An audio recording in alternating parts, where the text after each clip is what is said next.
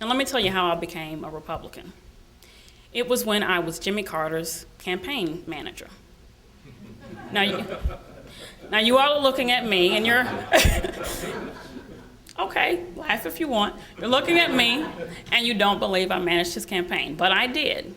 His 1980 campaign, I was 8 years old, and my school, Scott County Central High School, decided that they would hold a mock election about 1 week before the actual election. It'd be a way for us to learn about the political processes and, really instill in us the ideals that we needed to possess going forward when we became voters ourselves.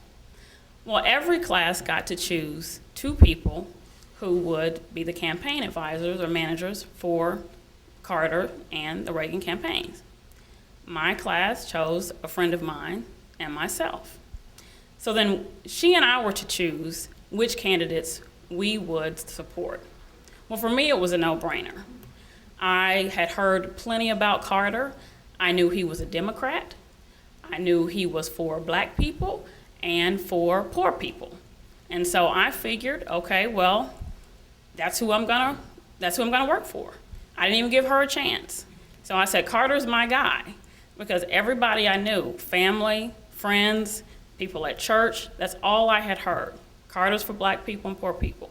We were black, we were poor, no brainer, right? So at recess and soda break and bathroom breaks and on the bus, I just worked my hind legs off because I was going to ensure that Carter was elected by Scott County Central Elementary. Well, about a week before the actual election, we had ours, and much like what happened in the actual election, Carter lost, except with us, it was by a landslide. And I was just devastated. I could not understand how my friends could have just completely disregarded everything that I had told them. And so after I finished licking my wounds, I made 2 decisions. First, I would not ever again speak to any of the friends who had voted for Reagan. But more importantly, and this is the one that actually lasted, I'd figure out what it was about this Ronald Reagan guy. What was it about him that made people flock to him?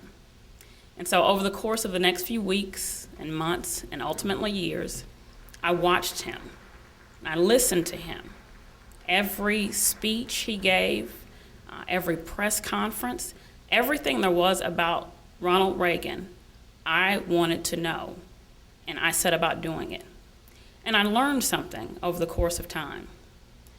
Ronald Reagan's message, his Emersonian message of self-reliance, optimism, American exceptionalism, and that each of us, no matter where we started in life, could finish at the top if we believed in ourselves and we believed that we were in the greatest country in the world.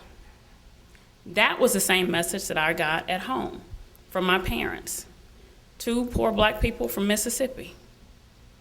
So I became a huge Reagan supporter and am to this day. And I also learned that a lot of what I heard about the Democrats just merely myths. And so today, in keeping with that American exceptionalism and the responsibility that each of us has to continue to make this country great, my husband and I are going to address how we bring more black voters and just disenchanted voters, people we've lost, how we bring them back into the GOP.